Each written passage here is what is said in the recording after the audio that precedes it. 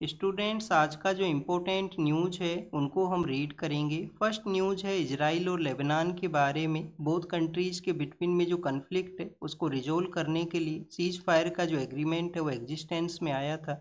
अब cease fire के agreement को एक्सटेंशन है वो प्रोवाइड किया गया है 3 वीक्स का। यूएस के जो प्रेसिडेंट हैं डोनाल्ड ट्रंप, उनके द्वारा अनाउंस करते हुए कहा गया कि सीज फायर का जो एग्रीमेंट है उसको एक्सटेंशन यहाँ पे दिया जाता है और आने वाले समय के अंदर में इजराइल और लेबनान का जो पॉलिटिकल लीडरशिप है वो भी यूएस के वहाँ पे विजिट कर सकता है, जिस दौरान में कोई कॉन्क्रीट एग्रीमेंट है उसको साइन है वो किया जाएगा बोथ कंट्रीज के बिटवीन में। इनिशियली आप देखिए कि जब यूएस एंड ईरान के बिटवीन में पीस प्रोसेस है वो एग्जिस्टेंस में आया था तो डिस्कस ये भी किया गया था कि इजराइल एंड लेबनान का जो कन्फ्लिक्ट है उसको भी ये जो पीस प्रोसेस है वो कवर करता है।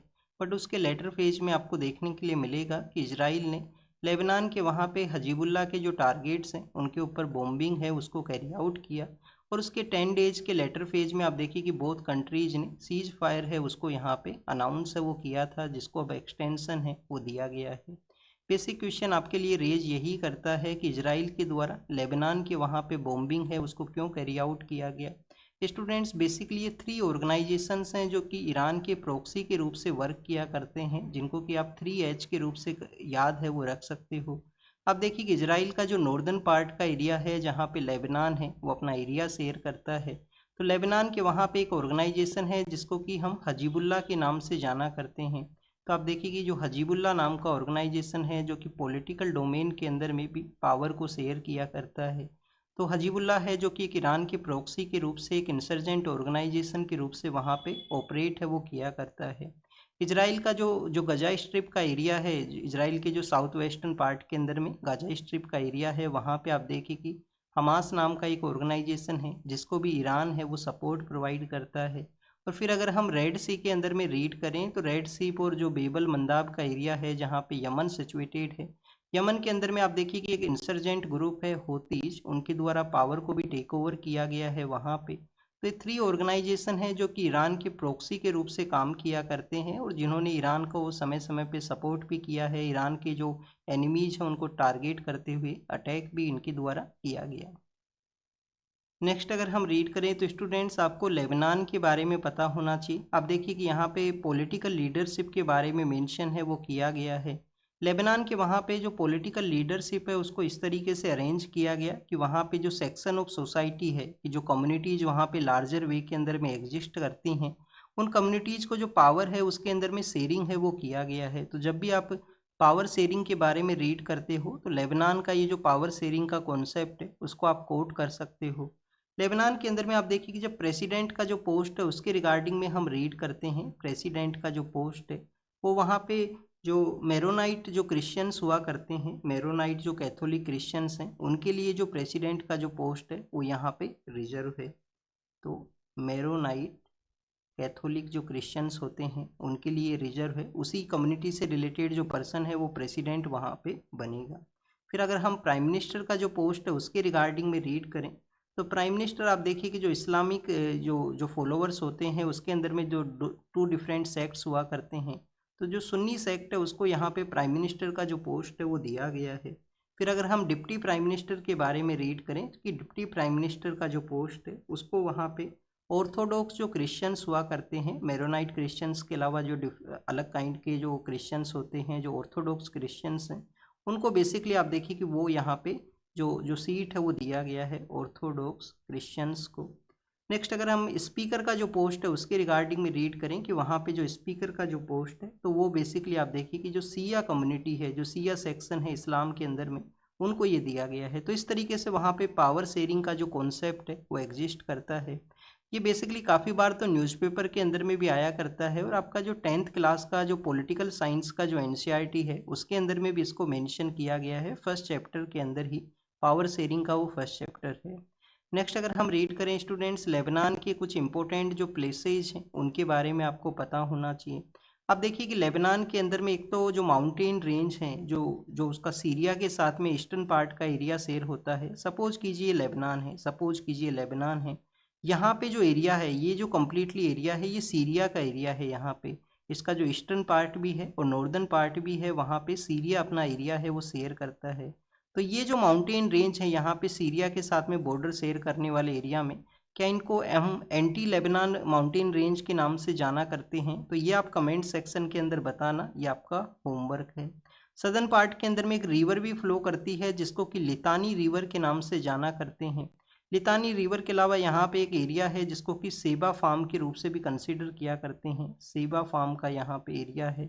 फिर आप देखिए कि जो सी ऑफ गैलीली है वो सिचुएटेड है जहाँ पे इजराइल का ये एरिया आया करता है। सी ऑफ गैलीली के अलावा आपको यहाँ पे डेड सी भी मिलेगा जो कि जॉर्डन के साथ में एरिया शेयर करते हुए है, और वहीं पे ही आप देखिए कि जॉर्डन रिवर है वो पास करती है। तो ये बेसिकली कुछ ऐसे एरियाज हैं जो वहाँ पे इजराइल एंड डेट लेबनान के पर्सपेक्टिव से हैं, और सीरिया का जो एरिया यहाँ पे शेयर होता है उसी के अंदर में एक जगह है जिसको कि गोलान हाइट्स के नाम से भी जानते हैं।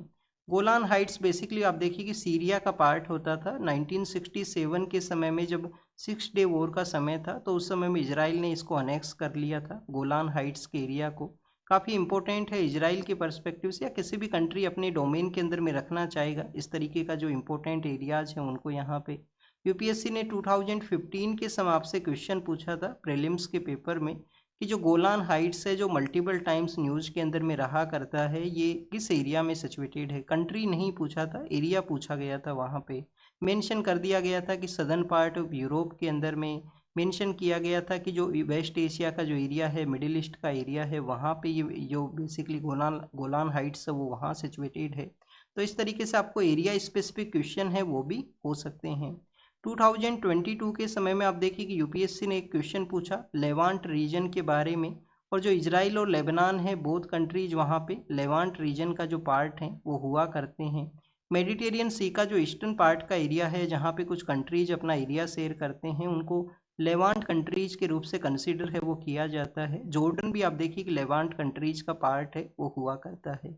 यहाँ पे मेडिटेरियन सी के बारे में मेंशन है वो किया गया है। तो मेडिटेरियन एक क्लाइमेटिक कंडीशन भी होती है, ज्योग्राफी के अंदर में आप इसको रीड करते हो। मेडिटेरियन क्लाइमेटिक कंडीशन का कोई इंपॉर्टेंट फीचर अगर आपसे पूछा जाए तो आप क्या मेंशन करोगे? कि आप देखिए कि जो समर के समय वहाँ पे बारिश है वो नहीं होता है, विंटर के समय जो बारिश है वो आपको मेडिटेरियन क्लाइमेटिक कंडीशन के अंदर में मिलेगा। और जब हम वेस्टर्न डिस्टरबेंस के बारे में रीड करते हैं हमारे नॉर्दर्न पार्ट ऑफ इंडिया में विंटर के समय जो वेस्टर्न डिस्टरबेंस होता है, तो उसमें भी आप देखिए कि जो मेडिटेरियन जो जो जो सी है उसका एक इम्पोर्टेंट रोल है। वहीं से ही विंड्स हैं वो आया करती हैं, मॉइस्चर को गेन करते हैं। मेडिटेरियन सी है कैस्पियन सी के एरिया से, और फिर नॉर्दर्न पार्ट ऑफ इंडिया में विंटर के समय जो बारिश होती है, जो वेस्टर्न डिस्टरबेंस जिसको हम बोला करते हैं। नेक्स्ट अगर हम रीड करें ईरान के बारे में है, ईरान के जो फॉरेन मिनिस्टर हैं वो पाकिस्तान के लिए विजिट करेंगे। तो हो सकता है कि जो next round of cease fire talks हैं उनको वहाँ पे कैरी आउट किया जाए। उनके द्वारा ओमान के वहाँ पे भी विजिट है वो किया जाएगा, और ओमान के अलावा आप देखिए कि उनके द्वारा रसिया के वहाँ पे भी जो बाइलेटरल पर्सपेक्टिव से विजिट है वो रहेगा। अब ओमान के बारे में मेंशन है, तो ओमान के बारे में आपको क्या पता होना चाहिए कि ओमान जो है वो पर्शियन गल्फ का पार्ट है। जो पर्शियन गल्फ है उसका ये पार्ट है। ओमान का एक रीजन है जो कि स्टेट ऑफ हॉर्मूज के वहाँ पे सिचुएटेड है, और जो कि आप देखिए कि एरिया शेयर करता है पर्शियन गल्फ के अंदर में। उस रीजन को हम किस नाम से जानते हैं, ये आपका होमवर्क है। कमेंट सेक्शन के अंदर में ये बताना आप यहाँ पे। तो आप देखिए कि आपको जो होमवर्क दिया जाता है वो कमेंट सेक्शन में ज़रूर से बताया कीजिए। कुछ दिनों पहले इसको हमने टेलीग्राम चैनल के ऊपर भी डिस्कस किया था कि ये जो रीजन है, जो पेनिनसुलर रीजन है ओमान का, जो कि पर्शियन गल्फ के अंदर में आया करता है, मेन जो ओमान है उससे ये अलग है, मेन लैंड के साथ में कनेक्टेड है, वो नहीं है। नेक्स्ट अगर हम रीड करें स्टूडेंट्स मणिपुर के बारे में है। अब आप देखिए कि मणिपुर के अंदर में पहले जो कन्फ्लिक्ट था वो वहाँ पे जो डोमिनेंट कम्युनिटी है मैती नाम का जो कम्युनिटी है, मैती और कुकीज एंड जो के बिटवीन में हुआ करता था। अब एक नया कन्फ्लिक्ट है वो यहाँ पे इमर्ज हुआ है लास्ट 2-3 मंथ के दौरान में, कि जब नागा कम्युनिटी जो कि मणिपुर का जो नॉर्थ ईस्टर्न का पार्ट है वहाँ पे रहा करती है, जो नागा कम्युनिटी है, तो नागा कम्युनिटी के साथ में भी अब आप देखिए कि जो कुकीज का जो कन्फ्लिक्ट है वो वहाँ पे हुआ है। तो ये मणिपुर के बारे में है जहाँ पे वायलेंस कंटिन्यूस न्यूज़ के अंदर में है। पहले वहाँ पे प्रेसिडेंट रूल है वो भी लगाया गया था, अब गवर्नमेंट का फॉर्मेशन है वो भी हुआ है। अब अगर हम बात करें मणिपुर का जोग्राफिकल लोकेशन हम काफ़ी बार रीड कर चुके हैं।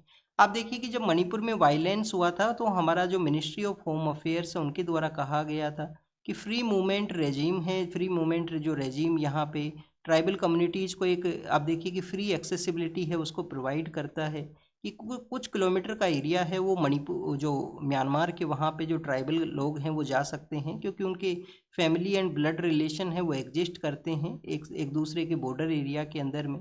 बट फ्री मूवमेंट रिजाइम का मिसयूज है उसको यहाँ पे मिनिस्ट्री ऑफ होम अफेयर्स ने कंसीडर किया कि उसका मिसयूज हुआ है। इस कन्फ्लिक्ट के अंदर में वेपन्स को सप्लाई करना हो इंसर्जेंट ग्रुप्स को, वो भी इसके द्वारा किया गया है इस फ्री मूवमेंट रिजाइम को यूज करते हुए। फिर इसको सस्पेंड है वो कर दिया गया है मिनिस्ट्री ऑफ होम अफेयर्स ने। तो ये फ्री मूवमेंट रिजाइम के बारे में था। नेक्स्ट आपको पता होना चाहिए कि हम इंटेंजिबल कल्चरल हेरिटेज लिस्ट के बारे में जब रीड करते हैं तो आप देखिए कि इंटेंजिबल कल्चरल हेरिटेज लिस्ट के अंदर में एक संकीर्तना नाम का भी एक थिंग है जो इंडिया का इंक्लूडेड है उस लिस्ट में। संकीर्तना बेसिकली मणिपुर से ही रिलेटेड है, संकीर्तना जो है वो मणिपुर से रिलेटेड है। काफ़ी बार हम मणिपुरी लैंग्वेज के बारे में भी रीड करते हैं। मणिपुरी जो लैंग्वेज है वो आप देखिए कि शेड्यूल 8 का ओरिजिनली जो शेड्यूल 8 है उसका पार्ट है वो नहीं होता था। ओरिजिनली शेड्यूल 8 के अंदर में 14 लैंग्वेज होती थी, अभी कितना है लैंग्वेज 22 हैं। कैसे ये इंक्लूड हुए? सबसे पहले आप देखिए कि जो सिंधी नाम का जो लैंग्वेज है उसको इंक्लूड है वो किया गया।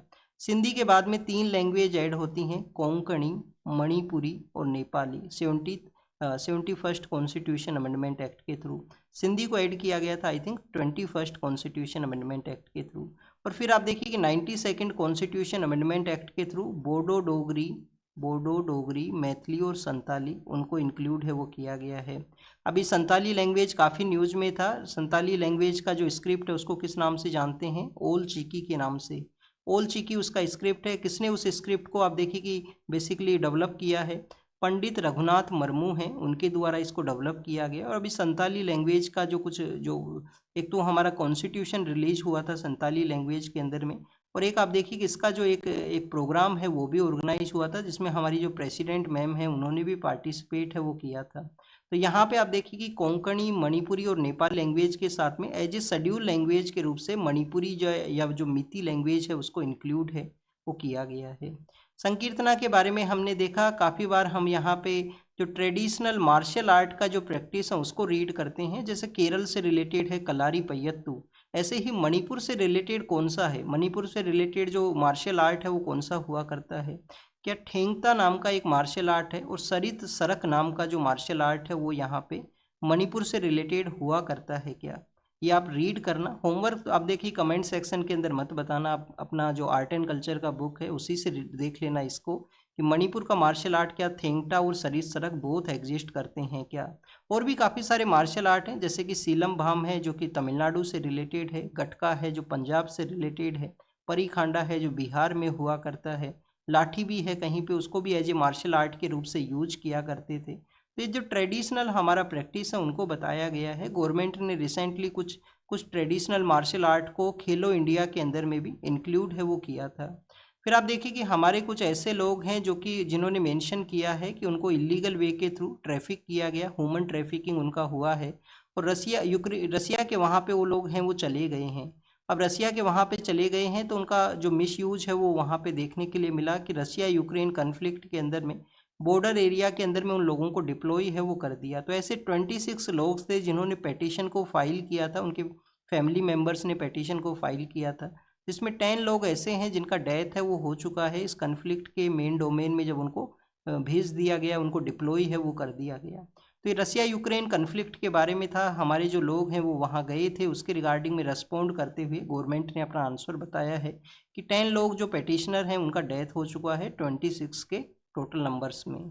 तो आप देखिए कि लोग वहाँ पे क्यों जाते हैं, जब कन्फ्लिक्ट है तो लोग वहाँ पे क्यों जाते हैं? कंप्लीटली अवेयर ना होना, कुछ जो मिडिल मैन के द्वारा इस तरीके से कोई स्कैम किया जाना उनके साथ में कि कोई डिफरेंट डॉक्यूमेंट्स उनको साइन करवा दिया गया है उनके साथ में। या आप देखिए कि जॉब अपॉर्चुनिटी है, लोगों के पास में एम्प्लॉयमेंट का ना होना, बेटर अपॉर्चुनिटी उनको लगता है कि वहाँ पे वो ज़्यादा पैसा है वो कमा सकेंगे, तो इस वजह से किसी अदर एरिया के लिए गए होंगे। फिर वहाँ पे जो जिनके थ्रू वो गए होंगे उन्होंने वहाँ पे उनको बॉर्डर एरिया के अंदर में डिप्लॉय है वो करवा दिया होगा। तो इस तरीके से भी यहाँ पे काफ़ी सारा जो रैकेट है वो एग्जिस्ट करता है। लोग इलीगल वे के थ्रू, जो अनडॉक्यूमेंटेड वे के थ्रू भी माइग्रेशन करते हैं, जिसको कि हम डंकी रूट के रूप से कंसीडर हैं वो किया करते हैं।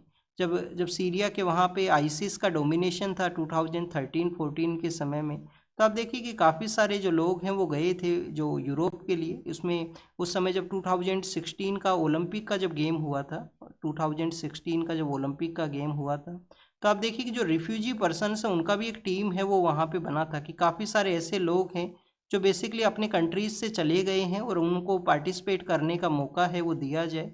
तो रियो डी जेनेरियो के वहाँ पे 2016 के जब ओलंपिक्स हुए तो रिफ्यूजीज का भी एक टीम है वो वहाँ पे क्रिएट है वो किया गया था। सीरिया का टू वहाँ पे आप देखिए कि जो वुमेन स्विमर्स हैं उनका एक मूवी भी बना था इसके ऊपर में, एक मूवी भी था, सीरिया के टू वुमेन स्विमर हैं जिन्होंने एज ए रिफ्यूजी के रूप से पार्टिसिपेट है वो किया था। एग्जाम के लिए इम्पोर्टेंट नहीं है, जस्ट एज ए अवेयरनेस के बारे में है कि लोग वहाँ पे गए थे। फिर जर्मनी ने अपने जो बॉर्डर्स हैं उनको ओपन किया था, और जर्मनी में आप देखिए कि फिर एक पॉलिटिकल पार्टी जो आउटसाइडर्स के अगेंस्ट में ही अपना जो पार्टी है वो क्रिएट होता है, जो प्रेजेंट समय में जर्मनी के कुछ पार्ट्स में पावर है उसको भी कैप्चर किया है। नेक्स्ट अगर हम बात करें स्टूडेंट्स मर्जर के बारे में है, पॉलिटिकल पार्टीज के मर्जर को यहाँ पे मेंशन किया गया है। आप देखिए कि हम 10th कॉन्स्टिट्यूशन जो सॉरी 10th शेड्यूल के बारे में जब रीड करते हैं तो 10th schedule anti defection law के बारे में है। Anti defection law Aaya Ram Gaya Ram का जो पॉलिटिक्स है उसको रोकने के लिए बनाया गया था। उसके अंदर में एक एक्सेप्शन है कि 2/3 अगर मर्जर हो, 2/3 अगर मर्जर हो तो उसको यहाँ पे अलाउ है वो किया जाएगा, उसके ऊपर में एंटी डिफेक्शन लॉ है वो नहीं अप्लाई होगा। आम आदमी पार्टी की जो टोटल 10 मेंबर ऑफ पार्लियामेंट है राज्यसभा में, जिसमें 7 जो मेंबर ऑफ पार्लियामेंट है वो बीजेपी नाम का जो पॉलिटिकल पार्टी है उसके साथ में मर्जर को बताए हैं। कुछ ने आप देखिए कि मेंशन किया है कि उन्होंने क्विट करते हुए अपना जो पोस्ट अपना पार्टी से क्विट करते हुए बीजेपी के साथ में मर्जर किया है। तो क्विट अगर कर दिया गया तो आप देखिए कि फिर तो वो एज ए अपना जो उन्होंने अपना मेंबरशिप के रिगार्डिंग में उनके अगेंस्ट में डिफेक्शन है वो लग सकता है। कंप्लीटली अगर पार्टी का मर्जर हुआ है, पार्टी का जो टोटल 10 का है, तो बेसिकली यहाँ पे एक एक्सेप्शन है वो प्रोवाइड रहेगा। इसके रिगार्डिंग में भी अलग अलग सुप्रीम कोर्ट का जजमेंट है। कहीं पे बताया गया है कि ऑर्गेनाइजेशन जो है यहाँ पे जो पॉलिटिकल पार्टी का जो ऑफिस बियरर्स हैं, जो एमपीज हैं, उनको बेसिकली कंप्लीटली पार्टी का मर्जर नहीं कंसिडर करेंगे। अगर ऑर्गेनाइजेशन भी आप देखिए कि वहाँ पे ज्वाइन करता है किसी पार्टी का तो उसको बेसिकली कंप्लीटली जो पॉलिटिकल पार्टी है उसी का मर्जर कंसिडर है वो किया जाएगा। एंटी डिफेक्शन लॉ के बारे में आपको पता होना चाहिए, बेसिक्स हमने एक एक्सेप्शन को यहाँ पे रीड किया। इसके अलावा आप देखिए कि रिसेंटली सुप्रीम कोर्ट ने एक जजमेंट भी अनाउंस किया था कि जो प्रिसाइडिंग ऑफिसर हैं उनको 3 मंथ के अंदर में अपना जजमेंट है वो डिलीवर करना होगा, नहीं फिर सुप्रीम कोर्ट है वो उसको यहाँ पे कंसिडर है वो करेगा। कुछ एक्सेप्शन भी दिए गए हैं कि एक्सेप्शन सिचुएशन में 3 मंथ का जो जो जो समय है उसको एक्सटेंड है वो भी किया जा सकता है। फिर स्टूडेंट्स नेक्स्ट यहाँ पे आप देखिए कि मेटा नाम का जो जो सोशल मीडिया प्लेटफॉर्म्स का जो पेरेंट कंपनी है उस उन्होंने यहाँ पे मेंशन किया है कि इंस्टाग्राम है, फेसबुक का जो पेरेंट कंपनी है मेटा, उन्होंने कहा है कि इंडिया के अंदर में आप देखिए कि कोई भी जो जो कंटेंट है उसके रिगार्डिंग में ब्लॉक का जो फ्लैग है वो किया जाता है तो ऑटोमेटिकली वो इसको ब्लॉक है वो किया करते हैं। रिसेंटली हमारा जो आईटी मिनिस्ट्री है उन्होंने रूल्स को भी कुछ चेंज किया था। रूल्स को क्या चेंज किया गया था, पहले आप देखिए कि 36 आवर्स का एक टाइम पीरियड हुआ करता था कि विद इन 36 आवर्स में जो सोशल मीडिया प्लेटफॉर्म है वो यहाँ पे कंटेंट को बैन करेगा, उसको रिड्यूस करते 3 आवर्स से वो कर दिया गया, 3 आवर्स से वो किया गया है। फिर नेक्स्ट आप देखिए कि ये सभी जो इन्फॉर्मेशन है जो सोशल मीडिया प्लेटफॉर्म्स को कहाँ पे मिलेगा, या आई टी एक्ट 79 के थ्रू ये ब्लॉकेज हुआ करता है। एक सहयोग पोर्टल है उसको डेवलप किया गया है, सहयोग पोर्टल है उसके थ्रू ये इन्फॉर्मेशन है वो मिला करता है। जो लोकल पुलिस ऑफिशियल्स हैं वो वहाँ पे कंटेंट को फ्लैग करते हैं और उसको वहाँ पे रिमूव है वो कर दिया जाता है इन सोशल मीडिया प्लेटफॉर्म्स के थ्रू। अगर ये प्लेटफॉर्म नहीं रिमूव करेंगे तो आप देखिए कि इनको जो सेफ हार्बर का जो कॉन्सेप्ट मिला करता है, सेफ हार्बर का जो कॉन्सेप्ट है वो क्या है कि जब भी इनको इन प्लेटफॉर्म्स के ऊपर में कुछ लिखा जाएगा, सपोज कीजिए कोई एंटी गवर्नमेंट या एंटी नेशनल कोई वर्क है वो किया जाता है वहाँ पे प्लेटफॉर्म के ऊपर में, और सेफ हार्बर उनको नहीं मिला हुआ है उस प्लेटफॉर्म को, तो उस प्लेटफॉर्म को भी लाइबल है वो माना जाएगा कि उनके द्वारा इस तरीके से जो प्रमोट किया गया। सेफ हार्बर के अंदर में क्या है कि गवर्नमेंट जो फ्लैग करे उस कंटेंट को इनको रिमूव है वो करना है। तो ये बेसिक इन्फॉर्मेशन है सहयोग पोर्टल, सेफ हार्बर और आईटी एक्ट का जो सेक्शन 79 के जो क्लोजेज हैं उनके बारे में। सेक्शन 69 किसके बारे में है, वो कंटेंट को ब्लॉक करता है, वेबसाइट को ब्लॉक करता है, वो एक डिफरेंट पावर गेन करता है हमारा जो अथॉरिटीज़ हैं उनको यहाँ पे। नेक्स्ट अगर हम बात करें हमारे जो सीईसी हैं, चीफ इलेक्शन कमिश्नर, उनका जो जो वर्क है उसके रिगार्डिंग में अपोजिशन ने अपने कंसर्न्स को रेज करते हुए एक नोटिस है उसको नोटिस है उसको लाया गया है राज्यसभा के अंदर में। तो राज्यसभा में नोटिस अगर लाना होगा तो मिनिमम कितने एमपी चाहिए? 50 एमपी हैं वो होने चाहिए। 50 एमपी से ज़्यादा लोगों ने इसको सपोर्ट किया है। नोटिस यही है कि सीईसी का रिमूवल है वो किया जाए। सीईसी का रिमूवल है वो करना है तो किसके इक्वल है यहाँ पे रिमूवल? सुप्रीम कोर्ट का जो जज है उसके इक्विवेलेंट इनका रिमूवल है वो माना गया है, सीईसी का जो रिमूवल है। तो आप देखिए कि अब ये यहाँ पे इनके अगेंस्ट में अगर प्रिसाइडिंग ऑफिसर हैं वो अलाउ करते हैं इस रिजोल्यूशन को, तो एक कमेटी है वो बनेगा जो इनके अगेंस्ट में जो प्रोब हैं, जो इन्वेस्टिगेशन है उसको कैरी आउट है वो करेगा। तो एक कमेटी कॉन्स्टिट्यूट होगा, पर प्रिसाइडिंग ऑफिसर के ऊपर में डिपेंड करता है कि वो उसको एक्सेप्ट करेंगे या रिजेक्ट करेंगे। अगर रिजेक्ट भी उनके द्वारा किया है वो जा सकता है।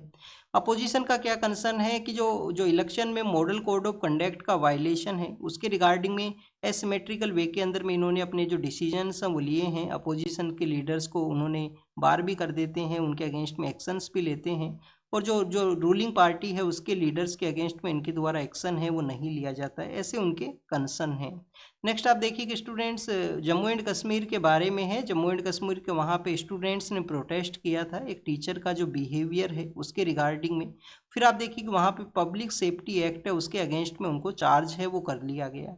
अब उनको चार्ज किया गया है तो पब्लिक सेफ्टी एक्ट है वो क्या है? अर्लियर फेज में 2019 में जब जम्मू एंड कश्मीर को बाइफरकेट किया गया था, यूटी उसको बनाया गया था, तो उस समय 1978 का जो एक्ट है वो न्यूज़ में था, क्योंकि जो फॉर्मर वहाँ के पॉलिटिकल लीडरशिप हैं, जो अब्दुल्लाज का जो फैमिली है जिसके जो लीडर्स हैं, उनको इस पब्लिक सेफ्टी एक्ट है उसी के अंदर में हाउस अरेस्ट है वो किया गया था, हाउस में डिटेन्ड है वो किया गया था। तो पब्लिक सेफ्टी एक्ट है जो 2 ईयर के रिगार्डिंग में विदाउट आप देखिए कि ट्रायल के बेसिस के ऊपर में कंटिन्यूस जेल के अंदर में रखा जा सकता है। पुलिस ऑफिशियल्स को कंसर्न को रेज करना होगा, जो डिस्ट्रिक्ट मजिस्ट्रेट हैं वो यहाँ पे ऑर्डर को इश्यू करेंगे, और 2 year without trial and without bail के बेसिस के ऊपर में लोगों को रखा जा सकता है जेल के अंदर में। ये पब्लिक सेफ्टी एक्ट है जम्मू एंड कश्मीर का। नेक्स्ट अगर हम बात करें स्टूडेंट्स, कर्नाटका के अंदर में शेड्यूल कास्ट का जो कोटा है उसके सब क्लासिफिकेशन के बारे में है कि सभी कम्युनिटीज़ को बेनिफिट है वो मिले। काफ़ी बार हम ओबीसीज का भी सब क्लासिफिकेशन है उसके बारे में रीड करते हैं। 2017 में जस्टिस रोहिणी कमीशन है उसको कॉन्स्टिट्यूट किया गया था, उसने रिकमेंड किया था कि ओबीसी को जो रिजर्वेशन मिला है उसके अंदर में भी 3-4 कैटेगरीज हैं उनको क्रिएट किया जाए, जिससे कि सभी जो कम्युनिटी हैं, काफ़ी सारी कम्युनिटी हैं ओबीसी सेक्शन में, तो सभी कम्युनिटीज़ को जो रिजर्वेशन का बेनिफिट है वो मिल सके। समय समय पे आप देखिए कि रिजर्वेशन का जो प्रोविजंस है उसमें चेंज का ज़रूरत है कि चेंज किया जाए, जिससे कि सभी लोग इंक्लूसिव डेवलपमेंट को अगर हमें कैरी आउट करना है तो चेंज है वो करना होगा, लिटिल बिट वहाँ पे उसमें चेंजेस हैं वो होने चाहिए। नेक्स्ट अगर हम रीड करें स्टूडेंट्स, एमिशन के बारे में यहाँ पे जो मेंशन है वो किया गया है। अब एमिशन के बारे में क्या मेंशन है? हमारा जो ऑटोमोबाइल का जो सेक्टर है, जो हमारे व्हीकल्स हैं, उसके थ्रू एमिशन का एक नया जो आप देखिए कि टारगेट्स हैं वो लाए गए हैं कि फ्यूल एफिशिएंसी एमिशन रिडक्शन जो टारगेट हैं वो प्रपोज किए गए हैं ब्यूरो ऑफ एनर्जी एफिशिएंसी के द्वारा। ब्यूरो ऑफ एनर्जी एफिशिएंसी ने जो जो फ्यूल एफिशिएंसी और एमिशन रिडक्शन के जो टारगेट हैं उनको यहाँ पे मेंशन किया। लास्ट ईयर भी आप देखिए कि लाए गए थे, बट उनका इम्प्लीमेंटेशन है वो नहीं हो सका था, जो डिवाइड होने की वजह से मार्केट के अंदर में जो व्हीकल्स का जो मैन्युफैक्चरिंग कंपनीज हैं उनके बिटवीन में जो डिवाइड हुआ था, कंट्रोवर्शियल ये टॉपिक है वो बना था। अब एग्जाम के लिए क्या इंपॉर्टेंट है? एग्जाम के लिए इंपॉर्टेंट ये है कि आप एमिशन को अगर आपको डील करना है तो इलेक्ट्रिफिकेशन है वो एक यहाँ पे एक वे है जिसके थ्रू आप यहाँ पे एमिशन को रिड्यूस है वो कर सकते हो। इथेनॉल जो ब्लेंडिंग है, इथेनॉल ब्लेंडिंग जो प्रोग्राम है वो भी यहाँ पे एक अल्टरनेटिव है एमिशन को रिड्यूस करने के लिए। बट इलेक्ट्रिफिकेशन है वो यहाँ पे एक अल्टीमेट आप देखिए कि एक जो ओनली आप देखिए कि प्रपोजल है जिसके थ्रू कम्प्लीटली एमिशन है वो रिड्यूस है वो हो सकता है। तो ये कुछ प्रपोजल्स हैं, सजेशन आपको पता होना चाहिए, कहीं आप अपने आंसर के अंदर में इनको कोट कर सकते हो। त्रिशूर के वहाँ पे पूरम का जो फेस्टिवल होने वाला था उससे पहले जो फायर क्रैकर इंडस्ट्री के अंदर में जो आप देखिए कि ये इंसिडेंट हुआ, तो उसके बारे में मेंशन किया गया है। हमने पहले भी रीड किया है कि 15 किलोग्राम तक का एक्सप्लोजिव अगर आपको यहाँ पे प्रोड्यूस करना है तो डिस्ट्रिक्ट मजिस्ट्रेट का परमिशन का रिक्वायरमेंट है। मोर देन 15 किलोग्राम से ज़्यादा का है तो आप देखिए कि पेट्रोलियम एक्सप्लोजिव सेफ्टी ऑर्गेनाइजेशन जो कि मिनिस्ट्री ऑफ कॉमर्स के अंडर में काम करता है, 1878 के समय इसको सेटअप किया गया था, नागपुर के वहाँ पे इसका हेडक्वार्टर है। तो ये ऑर्गेनाइजेशन है वो बेसिकली जो जो इशू है वो करता है यहाँ पे सर्टिफिकेशन, अगर आपको मोर देन 15 किलोग्राम से ज़्यादा का एक्सप्लोजिव यहाँ पे बनाना है। फायर क्रैकर इंडस्ट्री के काफ़ी सारे इश्यूज आए हैं, जैसे कि शिव काशी का एरिया है तमिलनाडु का, वो तो आप देखिए कि एक हब है यहाँ पे। तमिलनाडु के अंदर में विरुदुनगर का एरिया में इंसिडेंट हुआ था। तो ऐसा जो हमारा हेजार्डियस एरिया है जिसमें मैनुअल वे के अंदर में वर्क है वो नहीं होना चाहिए। मालदीव को जो $30 बिलियन का जो जो यहाँ पे रुपीज़ का जो सपोर्ट दिया गया है गवर्नमेंट के द्वारा, तो मालदीव को ये जो सपोर्ट है वो किसके अंडर में है, किस फ्रेमवर्क के अंडर में है?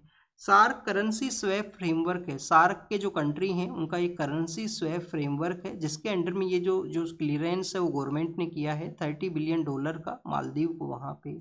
फिर आप देखिए कि ब्रिक्स के जो कंट्री हैं, ब्रिक्स जो कि पहले ओनली 5 कंट्रीज का एक ग्रुप होता था, पहले तो 4 का ही था, फिर साउथ अफ्रीका ज्वाइन किया तो 5 का बना, और अब आप देखिए कि ब्रिक्स का जो मेंबरशिप है उसको भी एक्सटेंड किया गया है। फिर यहाँ पे जो मिडिल ईस्ट, मेना जो है मिडिल ईस्ट है, और जो नॉर्दर्न अफ्रीका है, ये जो कंट्री हैं इनके द्वारा यहाँ पे डिस्कशन किया गया है। वेस्ट एशिया के क्राइसिस के बारे में भी इनका डिस्कशन है वो हुआ है।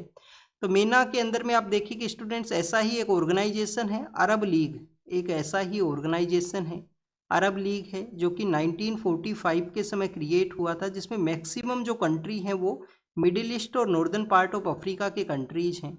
और इसका हेडक्वार्टर कहाँ पे है, अरब लीग का हेडक्वार्टर कहाँ पे है? कायरो, जो कि कैपिटल है इजिप्ट का। तो आप देखिए कि जो मिडिल ईस्ट, नॉर्दर्न अफ्रीका, इसके जो कंट्रीज और ब्रिक्स के कंट्रीज ने यहाँ पे वेस्ट एशिया क्राइसिस के बारे में डिस्कशन है वो किया। उन्होंने यहाँ पे यूनाइटेड नेशन का जो रिलीफ एंड वर्क एजेंसी है उसके भी वर्क के बारे में डिस्कशन किया है। रिलीफ एंड वर्क एजेंसी क्या है? 1948 के समय में पैलेस्टीनियन कम्युनिटीज़ का जब माइग्रेशन होने लगा, तो उनको उनको बेसिक सर्विस प्रोवाइड करने के लिए यूएन ने इस एजेंसी को क्रिएट किया है।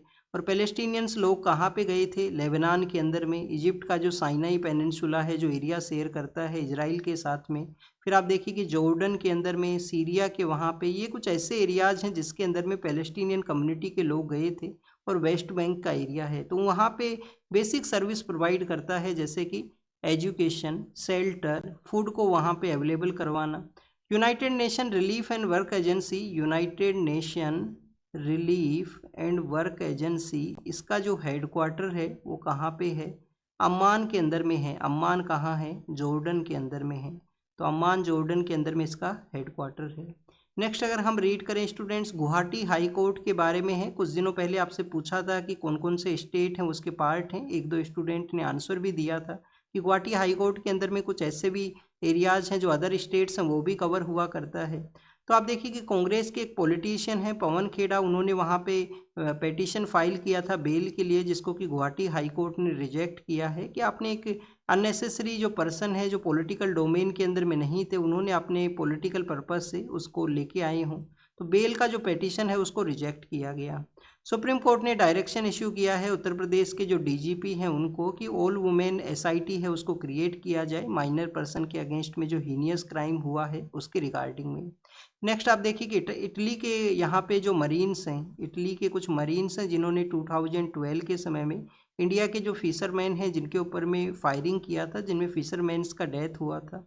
अब मरीन्स का जो कंपनी है वो चाहता है कि जो हियरिंग है वो सुप्रीम कोर्ट के अंदर में कैरी आउट हो, उस जो मरीन कंपनी है उसका यहाँ पे पेटिशन है सुप्रीम कोर्ट में हियरिंग की रिगार्डिंग में।